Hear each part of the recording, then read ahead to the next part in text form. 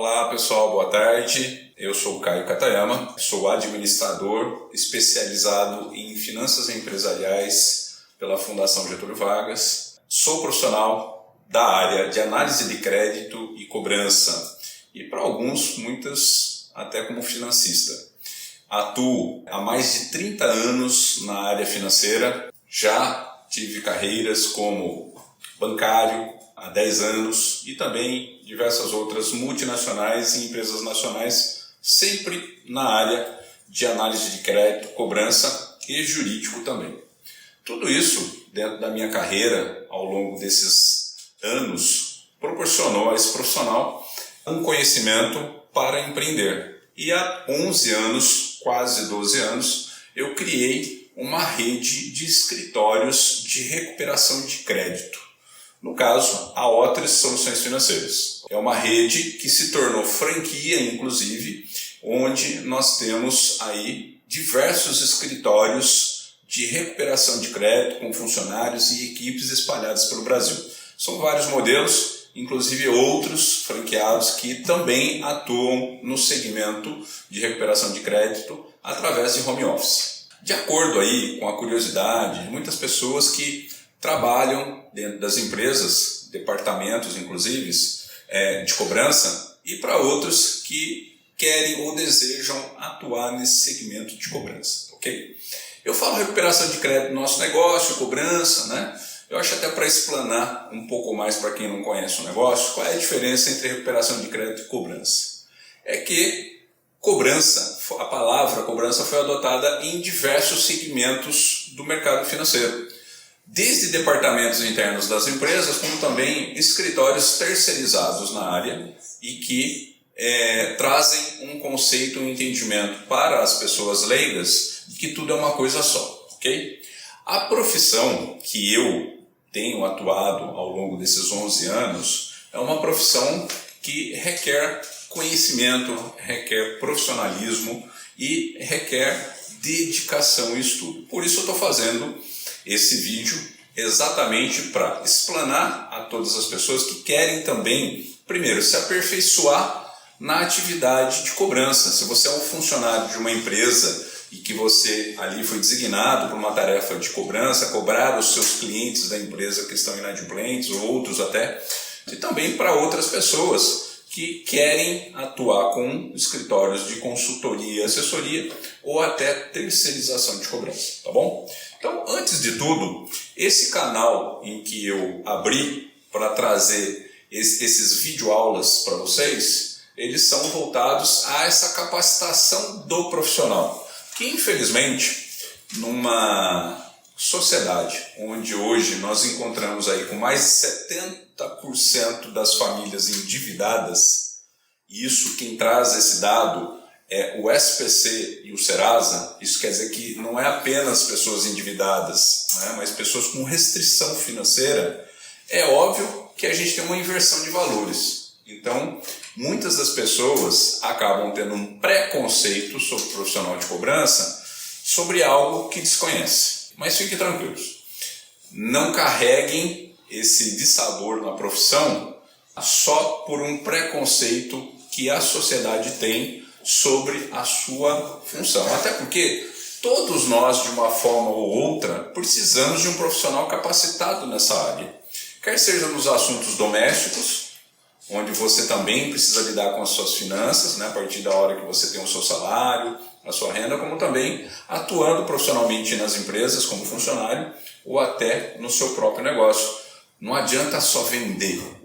Vender a mercadoria ou dar a mercadoria vai depender da forma que você consegue identificar o seu público consumidor. Tem muitas pessoas que se confundem nisso e acabam mais fazendo doação do que uma venda. E aí, para nós que estamos aqui na retaguarda, tentando ajudar você, empreendedor, a receber aquilo que vendeu, fica difícil. É óbvio que o profissional não pode trafegar em um ambiente desconhecido. E é dentro disso que eu quero falar essa linguagem para vocês hoje, ok?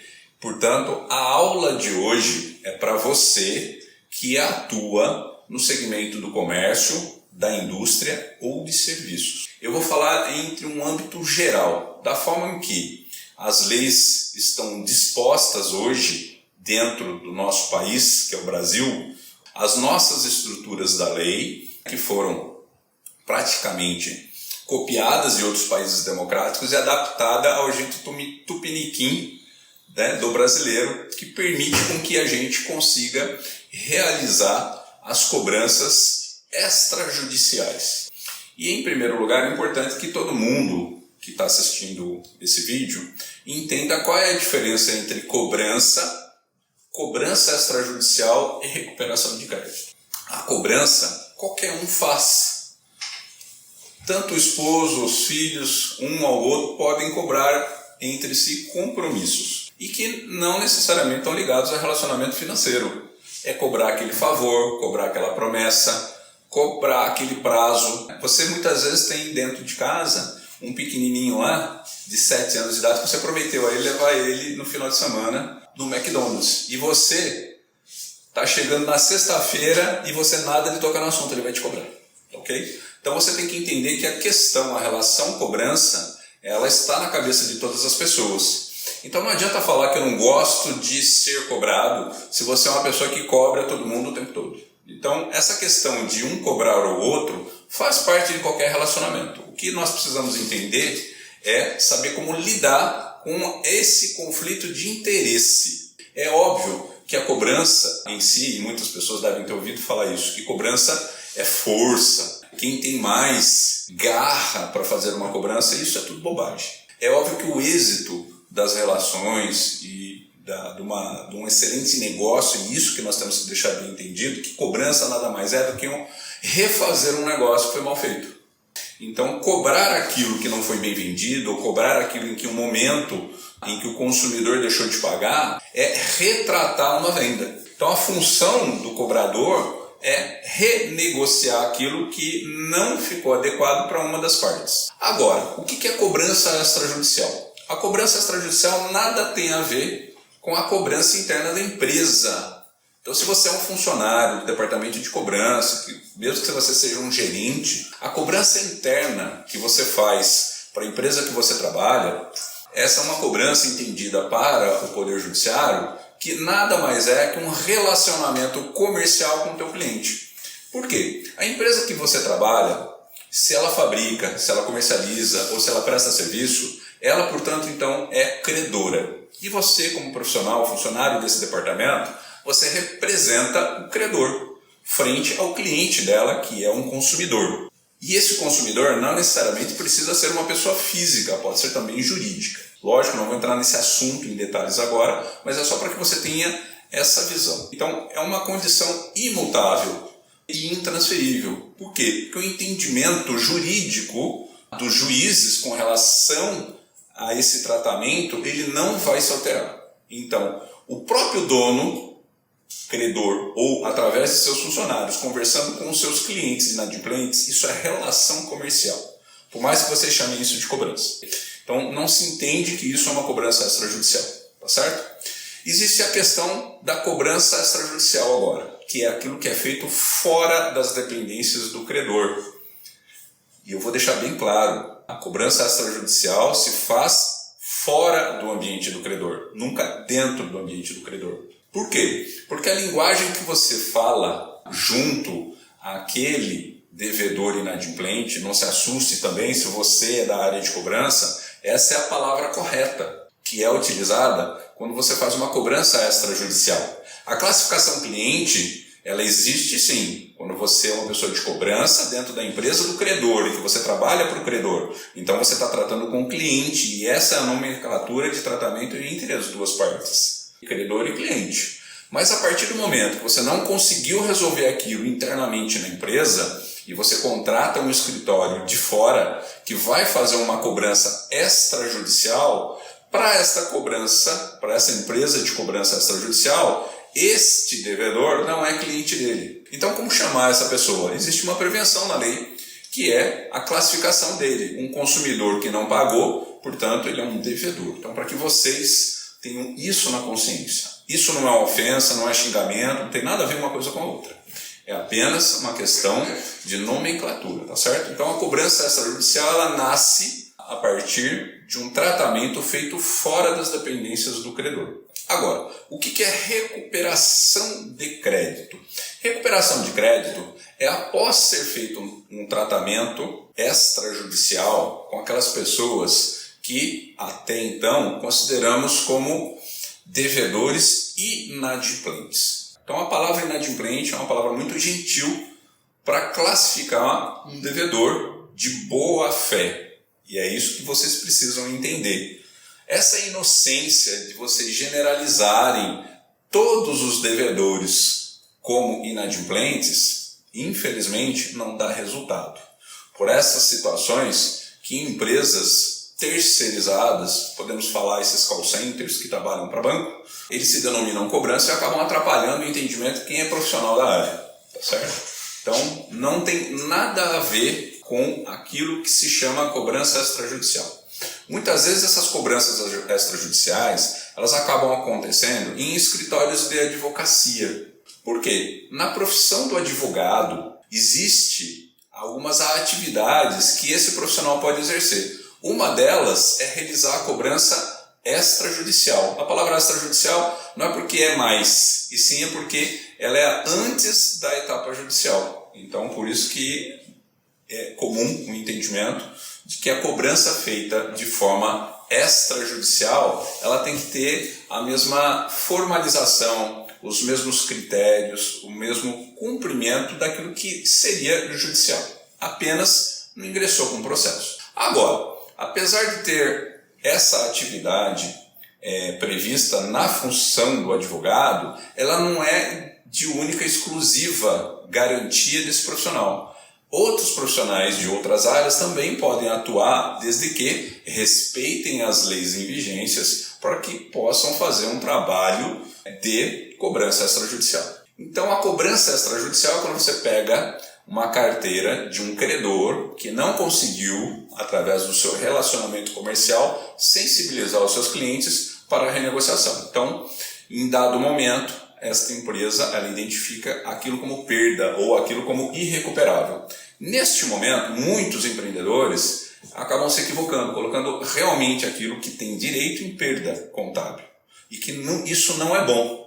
Um pouco mais à frente nós vamos falar em uma outra aula sobre qual o impacto econômico sobre a perda na economia. Então é importante que vocês saibam que quando uma empresa absorve perda das suas vendas, isso de uma forma ou outra vai chegar em você. Se você é uma pessoa honesta, de bem, que honra e se esforça a cumprir os seus compromissos pontualmente, você vai acabar pagando por outros que não pagam. Então nós vamos falar isso em outra aula, detalhadamente como é que a nossa economia reage a isso. Então, ao invés dessa empresa absorver essa perda, ela pode sim transferir para ser feito um tratamento mais dedicado fora da sua estrutura, que é exatamente a cobrança extrajudicial através de escritórios de advocacia ou através de redes preparadas como a Otter Soluções Financeiras. E dentro dessa triagem, que é o treinamento que a gente acaba fazendo com os nossos franqueados e também colaboradores, é capacitar essas pessoas sobre o tema da aula de hoje, que é essas formas de contratação. Então, para quem trabalha com contratos de bancos, por exemplo, pode ter até dentre vocês aí alguns profissionais que estão acostumados a não só trabalhar em empresas terceirizadas de banco, como também em contratos de endividamento bancário. Não é disso que eu estou falando. Eu vou dar um treinamento para vocês hoje sobre relações comerciais, como é que vocês vão cobrar contratos, serviços e produtos de indústria, comércio ou prestadores de serviços.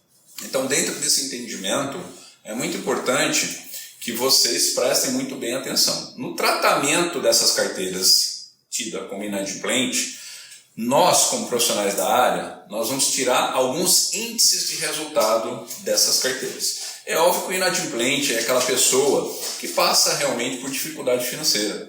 Perdeu um emprego, divórcio, faleceu alguém na família, questão pandemia, algo que não estava previsto no orçamento familiar ou no orçamento doméstico, ou até nas empresas mesmo. Muitas vezes estiveram forçadas a fecharem, então não é uma má fé dessas pessoas em não pagar em dia. E sim uma situação que nós chamamos de causa maior, força maior. Essa força maior impediu que ele pudesse honrar esse compromisso pontualmente. E é fácil identificar isso para quem atua na área. É simples, é só você analisar o histórico anterior dessa pessoa física ou dessa empresa. Também tem uma outra aula onde nós vamos falar sobre esses 4 perfis de devedores. Então, o inadimplente é aquela pessoa de bem que realmente quer resolver. Então, você, profissional, precisa estar preparado para trazer essa condição. Mas vem cá, Caio, poxa, a empresa, o funcionário, o gerente de cobrança lá do credor, por que ele não conseguiu fazer negócio, renegociar novamente? Nós observamos aqui de fora que muitas políticas internas do próprio fabricante, do próprio credor, do prestador de serviço, do comerciante, são inflexíveis. É óbvio que essas políticas de venda, elas precisam ser mais maleáveis naqueles casos de pessoas inadimplentes. Não é na condição de pagamento, sim em instrumentos que vão garantir o recebimento na nova pactuação. Então é importante que você saiba disso. Infelizmente, por uma questão de ponto de vista do credor, muitas vezes ele se torna inflexível para renegociar com esses inadimplentes. Por isso que acabam sendo transferidos, tá, de forma involuntária para a empresa de recuperação de crédito. E aqui, feito esse tratamento, a gente já vai trazer um índice de retorno financeiro imediato através dos inadimplentes. E aí sobram o quê? Sobram outros perfis de devedores que já não são mais vítimas e nem inocentes com relação ao endividamento. Nós temos aí pessoas que, infelizmente a grande maioria, tem uma certa desorganização financeira, ou seja, ela gasta muito mais do que ganha, ela se descontrola aí com a sua agenda, com o seu calendário, com os compromissos. No final das contas, ela acaba vendo a renda dela e a dívida que ela fez, ela escolhe e contempla algumas pessoas com pagamento do seu dinheiro, o resto fica atrasado. Infelizmente, uma boa fatia desses 70% dessas famílias endividadas fazem parte disso. Então, nós chamamos aí de devedores por conveniência. E há uma forma de tratamento disso. E também existe aí os devedores que não é uma questão de descontrole financeiro, são devedores que já têm aí um desvio de caráter nesse sentido, que acabam indo em contra credores que estão desguarnecidos, desprotegidos ou muitas vezes até na inocência. Ele não consegue identificar essa pessoa que tem esse desvio, que quer se aproveitar do produto e serviço para levar embora e não pagar. E por final nós temos aí a personalidade de má fé, que é aquele devedor que praticamente encosta aí naquelas pessoas que cometem crime. Se você tem interesse de abordar esses temas, logo mais nós vamos ter uma aula só para falar disso. Mas a aula de hoje nós vamos falar sobre formas de contratação. Então, para você que atua no comércio, indústria e serviço, é importante que você saiba primeiro como que é feita as relações comerciais. Sabendo isso, você profissional de cobrança, tudo será mais fácil. Principalmente porque dentro da nossa rede, nós não trabalhamos mais com documento físico. Nós estamos no século XXI, onde a tecnologia e a informática ela está à frente de tudo. É óbvio que pelo volume de negócios que são criados entre credores e consumidores, é impossível você lidar dentro de uma forma antiga e burocrática, com controles manuais, com papelada em cima da mesa. Como que nós conseguimos, então, fazer um tratamento de qualidade à distância a partir de informações fidedignas? É simples. Primeiro, o entendimento do profissional é saber como que essa relação aconteceu. Não importa se é uma relação de venda fiada, não importa se é uma relação de venda por nota fiscal ou não, tá? Porque são os tabus da sociedade. Tem clientes, por exemplo, da nossa rede que não querem mandar alguém que deve, que levou a mercadoria e o produto, porque ele não emitiu nota fiscal. Isso é uma bobagem perante a lei, perante a questão do direito. E também tem muitas pessoas que, às vezes, na sua prestação de serviço, perdeu o contrato e não sabe se ele perdeu o direito de receber ou não, tá bom? Então, para vocês que estão interessados nessa aula, fiquem tranquilos. Os únicos que podem morrer de medo da perda do contrato chama-se banco, instituição financeira. Por quê? A única coisa que define doação de dinheiro com empréstimo é o contrato que o banco faz você assinar, tá certo? Então preste bem atenção. Cobrar a dívida bancária é muito fácil. Difícil é cobrar empresas e é exatamente essa aula que vem abordar isso. Por quê? Porque as empresas é que mais necessitam do profissional de cobrança. Os bancos, por não terem uma habilidade de lidar com os seus contratos de fomento, elas conseguem formatar de uma forma industrial, tá? Um grande número de pessoas para trabalhar aquele tipo de contrato. Agora, trabalhar no segmento do comércio, indústria e serviço é muito importante que você entenda o negócio do teu cliente para que você, dentro dessa estratégia, agora consiga fazer uma abordagem correta. É óbvio que eu e você, todos nós somos consumidores, não é assim? Então, tudo aquilo que eu estiver explicando para você, tente gravar e se colocar na posição de consumidor. Vocês vão ver e constatar na prática que o que eu estou falando não só faz sentido com as leis em vigência, como tem tudo a ver na excelência da expertise, da performance, tá? De abordagem de você que está fazendo a cobrança ali por telefone. Ou até pessoalmente. Sem enxergar qualquer tipo de nota fiscal, contrato ou qualquer tipo de recibo gerado entre as partes, eu já vou classificar para vocês então como a estrutura da espinha dorsal das nossas leis encara essas relações comerciais. Não importa se é pessoa física ou jurídica, tudo é relação comercial. Então, em vias gerais, é muito importante que você, profissional de cobrança, coloque na sua cabeça que antes de se cobrar qualquer tipo de dívida, você tem que entender como a relação comercial se originou. E, para muitos estudantes de direito ou advogados, chamam isso de jurisprudência. O que é essa questão de jurisprudência que é falada por eles? É aquilo que comprova essa relação, o fato gerador dessa relação. Não adianta a gente falar que tal pessoa deve para você se você não tem como provar isso. E essa prova, para muitos leigos, tá, acreditam que tem que ser um documento assinado pela pessoa. Então esqueçam disso nesse momento. Parem de pensar em contrato, em assinatura da pessoa ou às vezes assinatura digital. Isso não é o mais importante para a lei. E por que nós vamos falar sobre isso? Porque a excelência da cobrança não é convencimento, e sim despertar o devedor de que tudo aquilo que ele deixou de pagar, ele é exigível perante a lei. E é por isso que eu preciso passar a vocês esse entendimento. Então, o que dá essa jurisprudência é a relação. Essa relação ela é fácil de se provar? Ela existe de fato?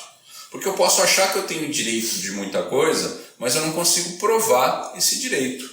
Então, a lei, a partir do bom senso, assim que se inicia as relações, para muitos que acreditam que não seja assim, a lei civil é pautada no bom senso entre as partes. Então nós nascemos o quê? Entre os fatos que se comprovam, e dentro dessas características que eu vou aqui listar em 4 situações, agora existe uma 5ª situação que é recente por conta do mundo digital, é que vocês vão entender que a gente acaba reunindo processualmente, tá, esses fatos e trazendo isso para uma cobrança extrajudicial ou judicial.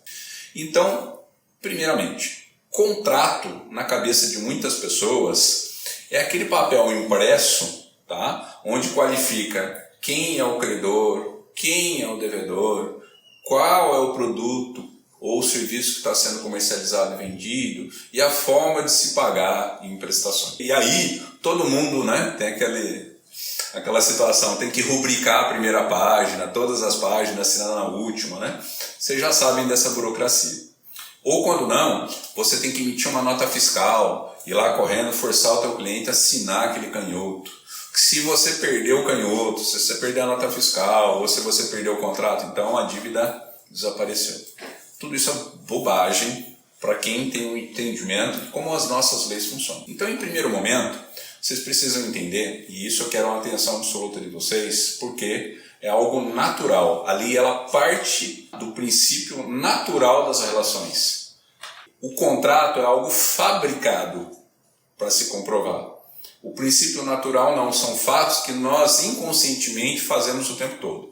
E agora você vai até cair para trás, porque diariamente você faz pacto comercial a partir do momento que você sai de casa. Tá certo? Ao pegar um ônibus, aí ao almoçar fora, num restaurante self-service, por exemplo, você começa a criar formas de contratação que são reconhecidíssimas na lei, tão quanto o contrato escrito e assinado. Então anotem aí. O primeiro tópico, é uma palavra que muitos leigos não sabem, mas procurem no calendário, no dicionário, calendário não, no dicionário. Vocês vão olhar o que o nosso dicionário diz sobre essa palavra, que é a contratação tácita. T-A, acentinho A, C-I-T-A. Essa primeira forma de contratação tácita, para muitos juristas, o entendimento é que a contratação por aceitação, vejamos como ela acontece. Olha só, essa contratação tácita é aquela em que você não conversou com o credor sobre determinado produto ou serviço, você não sabe o preço, porque você não analisou isso antes, mas você concorda, aceita e usufrui desse serviço. Essa contratação tácita é aquela que você faz de boca fechada. Poxa, mas Caio, me defina algum tipo de contratação tácita. Simples. Por exemplo, quando você vai até um supermercado, você vê um preço no rótulo. E quando você pega aquela mercadoria, não adianta você discutir no caixa que o preço não é aquele. Ou que você está saindo das dependências do supermercado sem pagar. Por essas e outras, ele pode chamar até a polícia e consegue provar a você que você aceitou o preço que estava sendo vendido lá dentro. Não adianta falar que você ou algum funcionário tratou o preço diferente. Se você sair com a mercadoria sem falar, tá, você tem a obrigação de comprar. Essa é uma forma de contratação tácita. Não foi falado, ninguém conversou nada, o preço estava lá, a mercadoria, você pegou e levou. Assim é também quando a gente muitas vezes conversa sobre um restaurante self-service. Não é assim, você chega no restaurante, vê lá o alimento lá na mesa, está sendo aquecida, você pega um prato, vai lá, coloca a comida, senta, come. Na hora de ir embora, você quer discutir o preço. Não é assim? Muitas pessoas acham que não concorda com o preço do quilo, não vai pagar. Infelizmente, ela realizou a compra e contratualmente, por jurisprudência, não só consumiu o produto, como também concordou com o preço que ele estava. E por isso na lei é indefensável ao devedor dizer que ele não fez, não comprovou. Muitas vezes, né, esses estabelecimentos que já estão bem assessorados juridicamente, eles criam câmeras no ambiente, tem testemunhos de funcionários onde consegue provar que você foi lá, frequentou, consumiu e saiu sem pagar. Essa forma também é uma forma de contratação tácita. Por quê? Porque você sabe que é um estabelecimento privado, ele está com as portas abertas ao público, mas a partir do momento que você entra nesse estabelecimento, você sabe que tudo que está lá dentro tem um preço.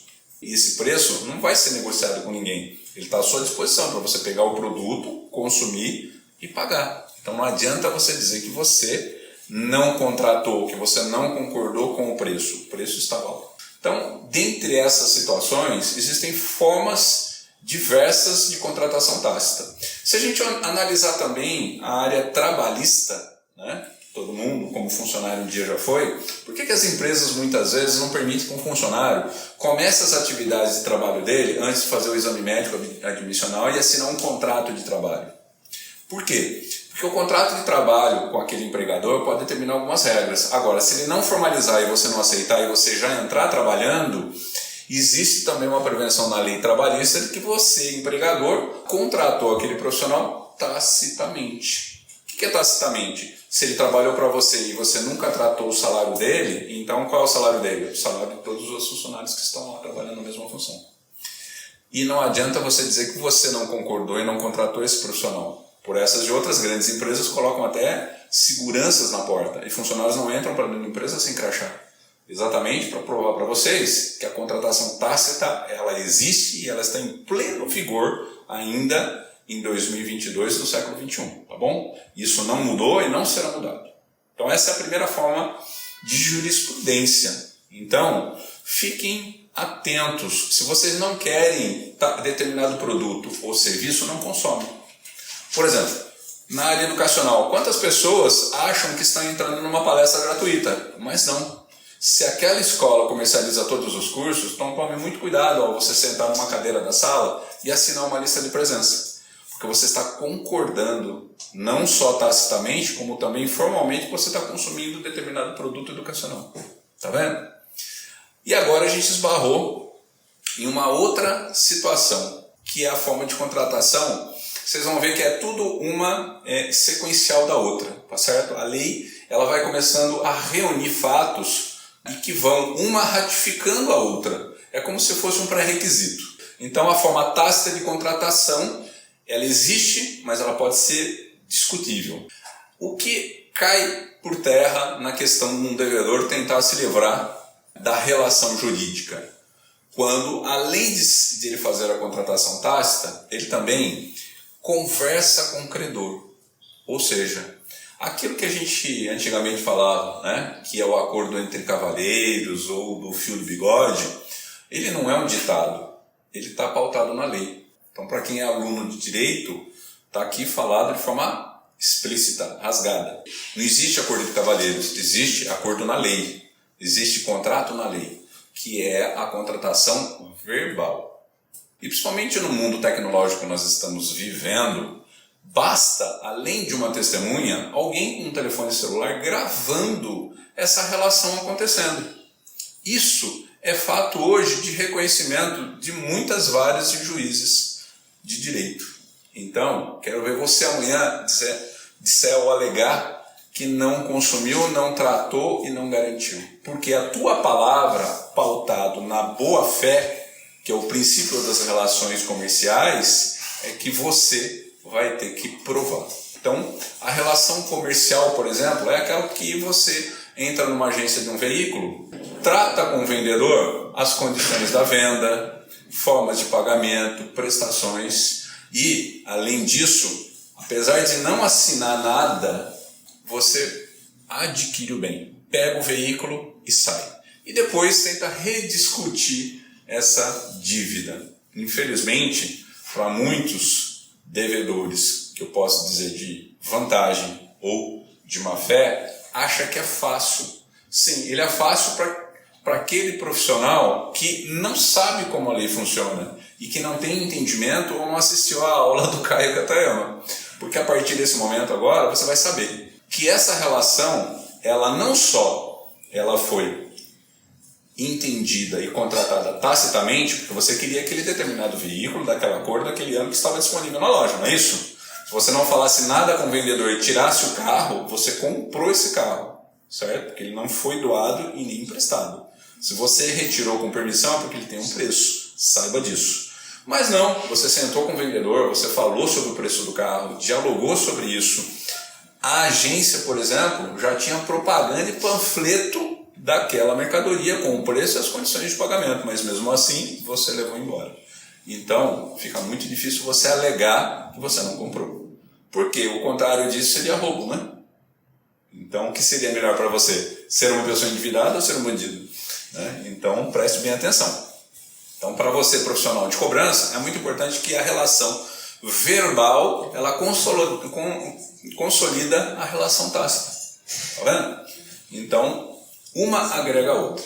E para outros que querem, né, na cobrança, me prova que eu estou devendo, me mostra, isso são fatos que são reunidos, tá, através de provas do credor e que podem ser incluídas dentro de um processo judicial. E tudo que se compõe em processo judicial também pode ser tratado no extrajudicial. Lembra? A terceira forma, que é o que eu entendo, a mais prática e que consolida qualquer tipo de negócio, é a forma financeira. Tem muitas pessoas que acham que, por não ter assinado um contrato, ela não tem um endividamento posterior desse determinado produto. Por exemplo, você sabe hoje que um aparelho celular ele custa aí quase o preço de um computador, né? Ou às vezes até mais do que um computador. É óbvio que não é você dando R$100 de sinal ou de entrada que você adquiriu esse bem completamente. Muitas pessoas elas acreditam que ao dar os R$100 de entrada e levar o produto embora, cabe ao credor provar a ela que ela deve o resto. Essa inversão ela é muito fácil de se fazer. Primeiro, mais uma vez, tacitamente você que procurou o credor através de uma propaganda, quis o produto. Segundo, você tratou as formas e a condição do que vale aquele produto. Em terceiro, por concordar, você leva o produto embora e mais. por ter certeza, e não dúvida, ter certeza que você queria aquele produto, você dá um sinal de pagamento. Quando você dá um sinal de pagamento, você acaba provando essa jurisprudência para qualquer juiz de direito que você não tinha nenhuma dúvida nessa relação, que você não tinha certeza se você queria ou não aquele bem. Você tirou a sua carteira, propriamente dito, tirou o dinheiro e pagou por aquilo que você queria. Então, fica muito difícil para o devedor ou inadimplente alegar que foi enganado. Então, por essas e outras, vocês vão ver que muitos estabelecimentos já bem orientados juridicamente, eles criam essa relação entre o pedido, a entrega do produto e a consolidação do pagamento. Então, se você tem um negócio e que você quer vender bem, é muito importante que você crie dentro dessas etapas na sua empresa essa relação que consolida essas três formas de contratação, tá certo? É o pedido, muitas vezes, por escrito, a reserva e o pagamento. Levou a mercadoria, está consolidado o negócio. Por vocês entenderem, por exemplo, operadora de celular ou de internet, hoje a gente pede por telefone. Vocês acreditam que esse pedido por telefone gravado, ele já por si só, ele é suficiente para discutir a validade dessa contratação? Lógico, você já sabe que tácito e verbal já estão na relação, mas o que está atrelando para dar validação desse compromisso maior? Porque geralmente esses contratos não são menores do que 12 meses. Como é que você vai conseguir justificar que você não queria ou que foi enganado? Repare que muitas vezes a operadora vai falar que vai demorar até 36 horas para instalar o sinal para você. E aí, ao observar, quando você desliga o telefone, praticamente já tem um funcionário instalando, tentando mandar sinal para você imediatamente. Essa é uma coisa também que pode ser equivalente ao pagamento, que é o consumo. Lembre-se que na relação credor-consumidor, o credor ele apenas precisa provar que o consumidor consumiu o seu produto. Então, a entrega ou o consumo desse produto, por si só, valida a contratação tácita e verbal. Tá vendo? Então, é óbvio que as alegações que o devedor fala ao telefone, por ele ser leigo, ou por ele acreditar que apenas o contrato em si assinado com a rúbrica dele é que tem validade jurídica, ele está completamente enganado. E se você até ontem era um cobrador ao telefone, ou dentro do departamento de cobrança que era questionado sobre esse assunto, o que acontecia e por que você não conseguia receber? Porque você hesitava. Porque muitas vezes o devedor, infelizmente, até por ele acreditar nessa descrença e não buscar saber na lei como ela funciona, é que não só ele alega essas bobagens, como ele defende veementemente de uma forma tão crédula que você também acredita. Agora, se o cobrador, se você que está na função do cobrador, sabe que a lei não é assim, então, rapidamente, por mais que você tente ou não tente explicar isso ao consumidor, você sabe que a lei não vai analisar, nem julgar e sentenciar da forma e do jeito que ele está dizendo, é o contrário. Lembrando que nas relações comerciais não existe essa descompensação. A palavra do credor e o consumidor é a mesma perante a lei. Então, o ônus da prova que muitos advogados falam é essa inversão. É sempre o devedor querendo colocar dúvidas no cobrador, querendo falar que o cobrador é que tem que buscar as informações. E as coisas não funcionam assim. É o contrário. O credor, quando não consegue resolver a questão da inadimplência na empresa e contrata uma empresa de cobrança extrajudicial externa, ele, a partir desse momento, ele só encaminha quem ele tem certeza que deve e quais são os instrumentos de jurisprudência suficientes nessa relação para que seja feita a cobrança extrajudicial. E aí, nós fechamos 3 assuntos, né?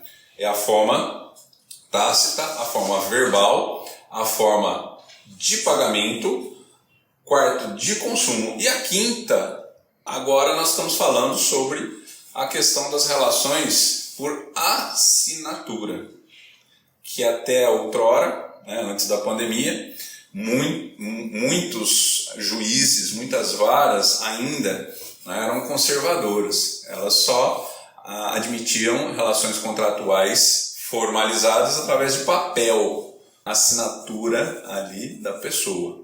Hoje, pós-pandemia, onde houve decisão já do Supremo até as outras varas comuns, tá? A admissão das assinaturas eletrônicas, que é equivalente mais ou menos como a impressão digital do dedo das pessoas. Hoje, a tecnologia consegue provar que o IP de um celular ou IP de um computador, ele não é igual em nenhum lugar do mundo. Essa programação, esse alfanumérico, ele é individual e por isso a lei pautada nisso reconhece também a assinatura digital.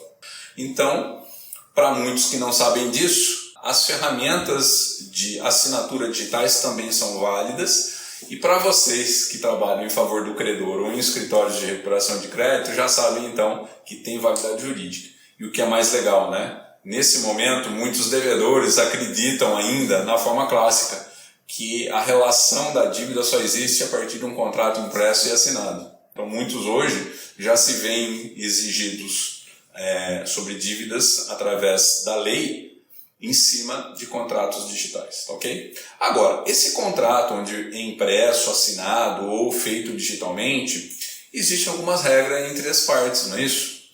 Tanto direitos como os deveres de ambas as partes, que é o credor e o devedor. Muitas vezes, quando você tem uma prestação de serviço, você tem que colocar lá, né, qual é esse serviço, como ele vai acontecer, em que data, em que dia. E, ao mesmo momento, o consumidor tem a sua obrigação, que muitos, inclusive, acreditam que o consumidor não tem obrigação nenhuma nessa relação. É aí que se engana. A única e exclusiva obrigação do consumidor é pagar nas condições contratadas naquela data que foi combinada, ou seja, pagar em dia. E isso nenhum consumidor vai conseguir ganhar, nem nos órgãos de proteção ao crédito, que é o PROCON, e nem nas varas judiciais, quer seja pequenas causas ou varas cíveis. Por quê? Porque essa é a obrigação do consumidor. E é dentro dessa expertise de saber como que as relações contratuais acontecem e como nós, em primeiro lugar, como profissionais da área de cobrança extrajudicial, tá? Nós devemos atuar na abordagem junto ao inadimplente ou devedor, gerando dentro dessa evolução de tratamento outros fatos posteriores à relação do credor. É por essas e outras que nós temos uma excelência quando a gente encaminha um devedor, que é um devedor de vantagem, aquele que queria realmente aplicar o calote, né, mas fez mal feito, ele faz tudo em nome dele ou de parentes envolvidos na relação dele, que muitos aí se acham espertos nessa prática, mas na verdade não são, né, por essas e outras que a gente acaba não conseguindo êxito na recuperação extrajudicial, mas tendo bom êxito na recuperação judicial. Então, dentro dessas situações, esses tipos de devedores lá são sentenciados e muitas vezes executados. Agora, para todos que estão aqui assistindo, é muito importante que vocês tenham isso em mente. O que mais dá eficaz no novo acordo, no novo parcelamento, nas condições que você quer oferecer, é você nunca mostrar para a parte contrária, que é o devedor, de que você está despreparado, que você não sabe. Porque a pior coisa que pode acontecer ao profissional de cobrança é, em primeiro lugar, compreender a pessoa endividada. Se colocar no lugar dela para concordar nas atitudes dela. Infelizmente, para muitos que querem atuar e se dizem profissionais, nesse momento, não é a questão de ser humano ou desumano, é uma questão de ser profissional.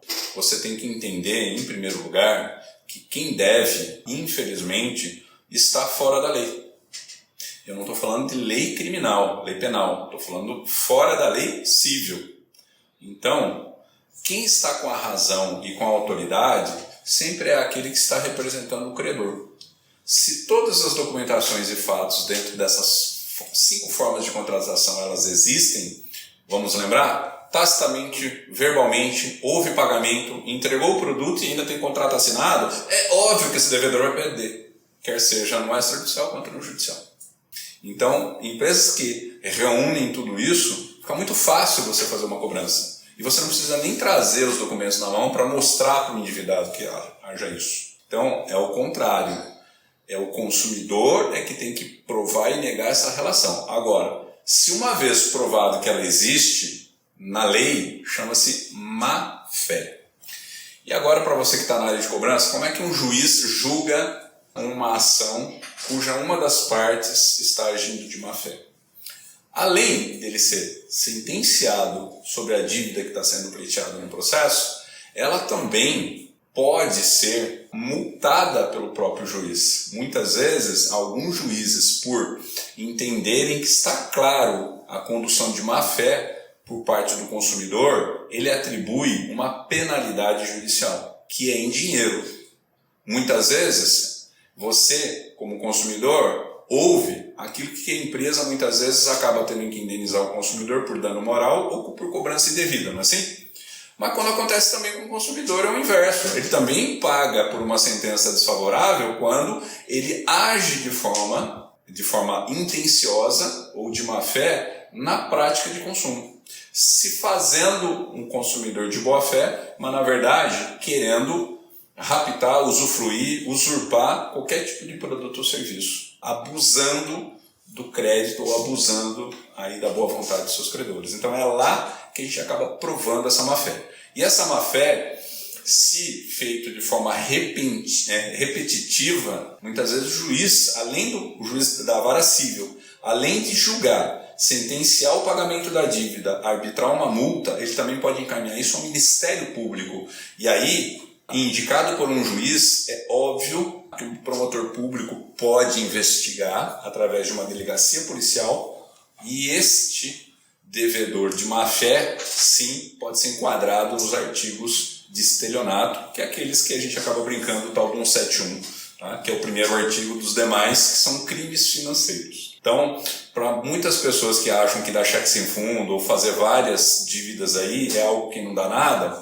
depende. Se você, assim como está acontecendo nesse momento, assistindo uma aula nossa, ou através de uma unidade nossa, bem preparada e capacitada, se provar isso processualmente, olha, esse devedor pode ser enquadrado criminalmente também. Bom, hoje o assunto era para falar sobre formas de contratação. Eu acredito que eu tenha passado um conhecimento para vocês dentro dessa aula.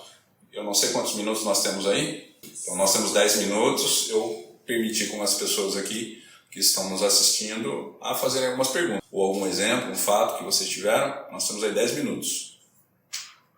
A questão hoje da aula não é bem uma pergunta, mas trazendo para a realidade hoje, o devedor que ele é inadimplente é aquele devedor que às vezes toma o serviço, ele reconhece a qualidade do credor, a qualidade das aulas, e por algum motivo ele deixou de pagar, talvez por uma dificuldade mesmo. E ao abordar esse tipo de devedor, ele acaba perguntando quais são as condições e até querendo demonstrar mais interesse em resolver e até mesmo querendo voltar a estudar. Porque ele sabe a qualidade que o problema dele não ter é realmente dele, da dificuldade dele e acaba resolvendo. Agora, o devedor que realmente, por conveniência, ele acaba colocando defeito muitas vezes no credor, às vezes nas aulas, e trazendo, às vezes, xingamento, e cada um é uma forma de se trabalhar, né? Em questão, quando se trata de um devedor por conveniência, que são aqueles que agem de má fé, às vezes até falando do profissional do credor, usando várias fases para a gente poder chegar até mesmo no protesto, e ele só quer resolver realmente quando ele se vê numa saia justa.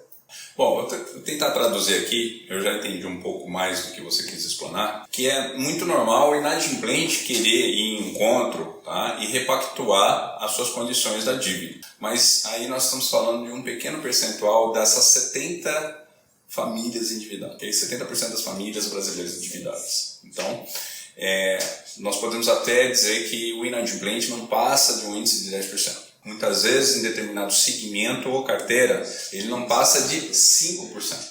A grande maioria ela está dentro de um perfil que nós chamamos de conveniência. A atitude de uma pessoa por conveniência é aquela pessoa que, por não desejar mais aquele produto ou serviço porque já consumiu, ele quer se livrar dele. Então, por conveniência, eu passo a mentir. Por conveniência eu passo a negar a dívida e por conveniência muitas vezes eu quero fazer o cobrador acreditar que eu estou certo e o credor está errado. E que eu fui enganado e que eu sou a vítima. Essa inversão que o cobrador, o profissional está fazendo, se ele acreditar depois de ter assistido a aula, infelizmente, você vai ter que procurar outro tipo de profissão. Você não está preparado para lidar com a cobrança extrajudicial ou recuperação de crédito. Por quê? Porque não é uma questão de argumentação ou de inversão de papéis, é uma questão comprobatória, uma questão de fatos e de provas. Eu acabei de mostrar para vocês essa relação. E é por isso você, cobrador, ao tratar essas pessoas de conveniência, é que tem que dizer. Por exemplo, no caso aqui que foi citado, seria um prestador de serviço na área de educação. E a prestação de serviço na área de educação, muitas vezes, muitos pensam que é apenas o contrato educacional que está em jogo. Não. Esquece que nessa relação de consumo, o aluno faz parte do produto. Não se tem um aluno formado com certificado se ele não tiver assistido aula, se ele não fizer avaliação e tiver nota.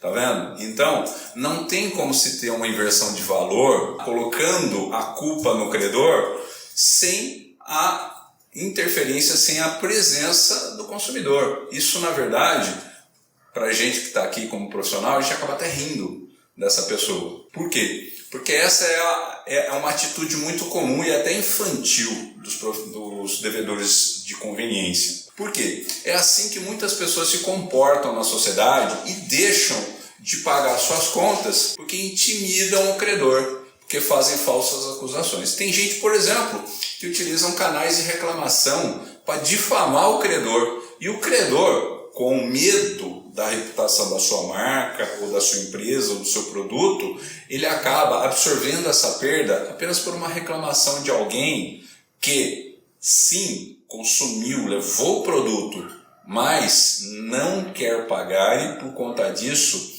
ele vai além da mentira, ele passa a acusar, injuriar, difamar aquele credor. Isso também, acho que faz aí anotar sobre uma outra aula que eu quero dar para vocês, que é falar exatamente sobre a estratégia de proteção da marca e do produto frente a esses devedores de conveniência e de vantagem.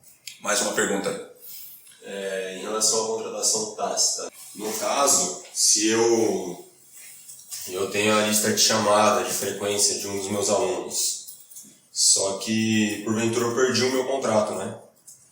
Meu aluno frequentou, ele foi algumas vezes para a aula, né? E no caso ele pagou 2, 3 mensalidades. A minha dúvida na verdade eu tenho medo de cobrar ele, né? Por que você tem medo de cobrar ele? Por conta de não ter o contrato. Não ter o contrato. O contrato foi extraviado. Isso. Então, para você que é empreendedor na área educacional, o que menos importa é o contrato assinado. Aliás, está aí mais uma situação, eu vou até fechar aqui nessa própria aula.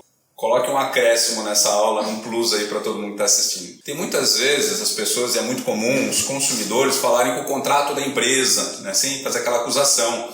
Eu não tive possibilidade, porque você me forçou a assinar o contrato, eu assinei o meu contrato contra a minha vontade, o contrato é seu, então você que está ditando as regras. Muitos até fazem aquela tal da acusação do contrato leonino, que só o credor tem vantagem, só tem prejuízo. Isso é tudo bobagem nessa relação credor-consumidor. O que mais vale dentro daquilo que eu falei para vocês? Tácito, verbal, pagamento, recebimento do produto, do serviço ou da mercadoria e, por final, o contrato.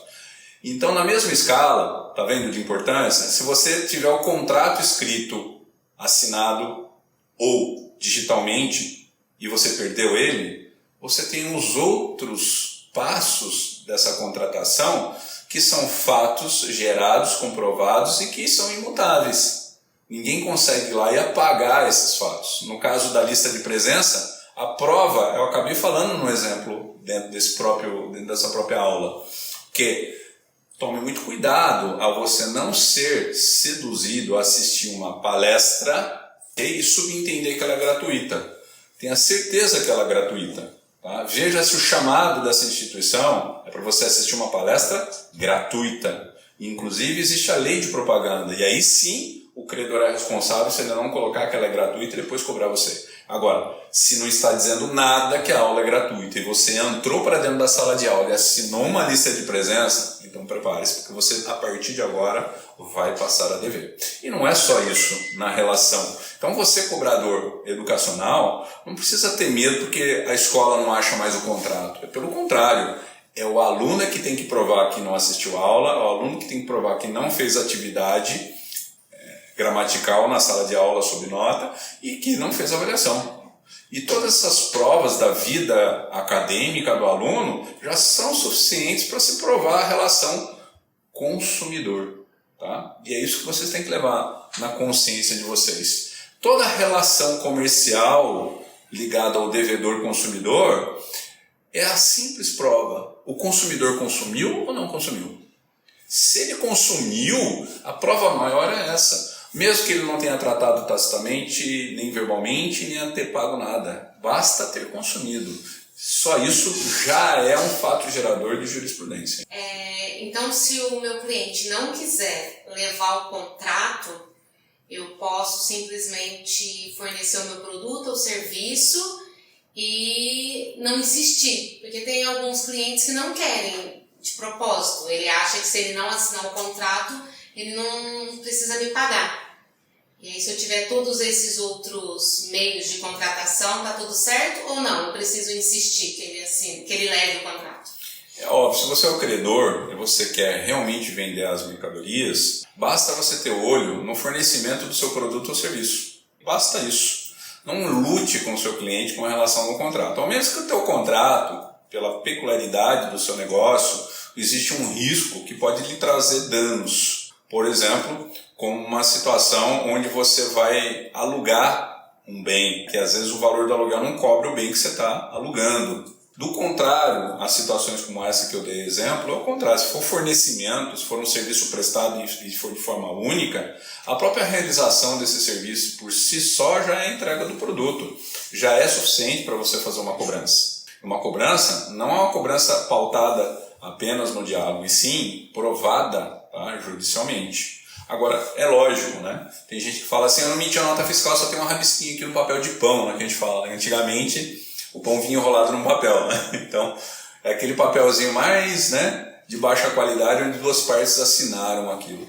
E olha só que engraçado, se um credor e um consumidor assinarem o mesmo papel e colocar a assinatura de duas pessoas, pode ser num papel de pão, que tem validade jurídica, não precisa nem emissão da nota fiscal. Essa relação é que é mais importante para que um juiz de direito possa julgar esse tipo de processo. A jurisprudência, sim. A obrigação fiscal é aquela mesma obrigação sua que você tem com o seu veículo, por exemplo, nessa época do ano que você tem que pagar o IPVA. Não importa se você está com o IPVA em dia ou não. O que é importante é se você pagou o carro que você comprou. Essa situação de pagar o carro não tem nada a ver com relação à obrigação fiscal de cada cidadão. Pode fazer a pergunta. Falei que era a última, mas tem mais um. Sim. Então, o contrário teria problema. Se eu tenho só o contrato assinado, mas eu não forneci o serviço ou não forneci o produto. Exatamente. Então, eu posso cobrar? Pode cobrar, só que você tem que entender o seguinte, que dentro das relações comerciais, o contrato, por si só, não prova consumo nem fornecimento de produto ou serviço. O contrato, ele tem sim um reconhecimento na lei de que existia um pacto entre as partes. Existe uma jurisprudência, mas faltou aquilo que é mais importante, como eu falei para vocês, o consumo. Cadê o consumo? Eu tenho um contrato, mas eu não peguei a mercadoria. Eu assinei um contrato educacional, mas eu nunca assisti a aula. O que você tem ali sobre o impacto financeiro? Você tem uma dívida, então, só que você assinou um contrato? Depende. Por exemplo, se for um contrato de uma reserva de um quarto de hotel, você tem, porque essa pessoa deixou de comercializar com o outro porque você ia naquele dia, que é o que nós chamamos de no-show. Ou situações como uma questão de empréstimo. Você alugou algo, mas não foi pegar, e aquela pessoa deixou de comercializar com o outro. Ou até numa feira, por exemplo. Você vai num feirão de automóveis só naquele dia, você não deu nenhum sinal de pagamento, mas o vendedor colocou um contratinho dizendo que você queria aquele carro vermelho, que ninguém queria naquele dia, mas você queria. Aí no dia seguinte, você foi para casa, teu esposo não quis o carro, você veio se arrepender do negócio. é óbvio que ele vai cobrar, aquele contrato está prevendo uma multa. E essa multa ela é exigível na lei. Inclusive, nós temos que abordar esse tema, tá? Nunca confundam dívida com direito, tá certo? São coisas totalmente diferentes. O carro tem um valor, o contrato tem outro. Desfazer um compromisso tem um custo muito menor do que pagar o serviço ou o bem inteiro. Essa questão proporcional é o que nós vamos discutir, inclusive, se for o caso, em outra aula. Agora, só para definir essa questão contrato na cabeça de vocês precisam entender o seguinte, que essa questão de contrato assinado digitalmente ou formalmente é uma coisa de mundo moderno. E as leis foram criadas antes do mundo moderno. Quando o Brasil se tornou independente de Portugal, nós podemos dizer que as leis foram feitas para as pessoas daquela época. E aquelas pessoas daquela época, por si só, não precisavam assinar nenhum contrato elaborado maior. Até porque poucas pessoas naquela época tinham conhecimento da educação. Sabiam ler a língua portuguesa escrita, tá certo? Então, poucas pessoas tinham esses requisitos. Então, não adiantava você dar um contrato aqui com um monte de cláusula para essa pessoa ler, porque ela não entendia nada. Ela praticamente era semi-analfabeta ou analfabeta.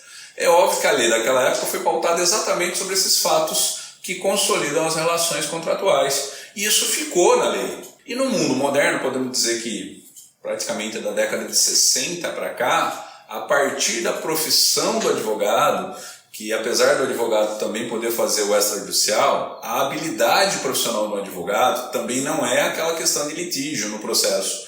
É pelo contrário, é a elaboração dos contratos comerciais. Esse é o primeiro requisito do profissional advogado. Então, como se formou muitos advogados de direito na praça e no mercado, fez com que muitas empresas criassem e elaborassem os seus contratos. E não fica por isso só. Se a gente olhar a questão da lei e do órgão de proteção ao consumidor, que é o Código do Consumidor. O Código do Consumidor, nós estamos falando praticamente do final dos anos 80 para a década de 90, tá? Em que houve um reconhecimento da lei sobre esse código, que reúne coisas da lei e algumas outras que não estavam previstas na lei, dentro desse código teve reconhecimento. E é aí que eu faço aquela brincadeira, né? Quando o consumidor fala que ele foi exigido e que o contrato é da empresa, do credor e não dela, é aí que ela se engana. Porque foi na criação do Código do Consumidor onde foi trazido ao Código a obrigatoriedade de todos os credores gerarem contrato. E aí, respondendo a sua pergunta, o contrato passou a ser praticado pelas empresas por uma imposição do Código do Consumidor. Porque as empresas não precisavam fazer contratos antes. E exatamente por não ter a obrigação de fazer contrato, é que as empresas por si só, no seu fornecimento, na sua comercialização, já eram justa prova para requerimento de dívidas junto aos consumidores inadimplentes. E no mundo moderno, o Código do Consumidor obrigou as empresas a fazerem e elaborarem contrato para que amanhã os consumidores não aleguem desconhecimento. Isso quer dizer então que todos os contratos que vocês consumidores assinam, esse contrato é de vocês. E a empresa só elaborou porque senão o PROCON, que é a delegacia que fiscaliza o órgão do consumidor, multaria essa empresa. Tá vendo? Então é o contrário. É o órgão protetor do consumidor é que exige das empresas a formalização das suas relações comerciais em um papel, em um contrato que define essas regras. Tá legal? Eu espero que vocês tenham gostado então dessa aula. Para quem está aqui presencialmente, né, que agregue aí na atividade de vocês, porque são todos aí da área de cobrança. Para você que está do outro lado da tela, se você já atua numa empresa de cobrança dentro da sua empresa, se você começar a aplicar tudo isso que eu estou passando nessa aula, eu tenho certeza que seus resultados já vão melhorar. Se você é de uma empresa terceirizada de cobrança de banco, não vai adiantar se aplicar essa regra, porque os contratos de banco trabalham de outra forma. Inclusive, eu posso até fazer uma aula só para falar de contrato de banco. Nesse momento nós não estamos falando disso, então não adianta você colocar, porque não funciona dessa forma. E para você que trabalha em escritório de advocacia ou também deseja aí trabalhar numa consultoria, tá, ou numa assessoria através da OTRI Soluções Financeiras ou através até de um escritório que você mesmo pode montar, você vai ver que você vai ter êxito trabalhando, ensinando e treinando os seus profissionais desta forma, tá ok? Então, espero ter traduzido aí para todos uma forma inteligente de se lidar com o relacionamento às pessoas endividadas, tá certo? Então, passar bem a todo mundo, espero que vocês estejam gostando e estejam presentes aí, atentos aí no nosso canal para acompanhar a divulgação das nossas próximas aulas, tá ok? São temas muito legais, tem a ver com a vida e do trabalho de vocês. Então, procurem se inscrever no nosso canal, tá certo? Fiquem aí de olho. E se vocês tiverem aí uma dúvida que a gente não tenha explicado dentro dessas aulas, tá? Coloca aí, né, dentro do nosso canal qual é o tema que você quer que a gente traga para você, que você quer que a gente discuta, tá bom? Estamos pensando, inclusive, e a partir desses módulos de aula, também trazer aí algumas lives com vocês trazendo situações diversas para falar sobre essas relações de cobrança, tá bom? Ou de cobrança extrajudicial, tá legal? Então, nós nos vemos na próxima aula.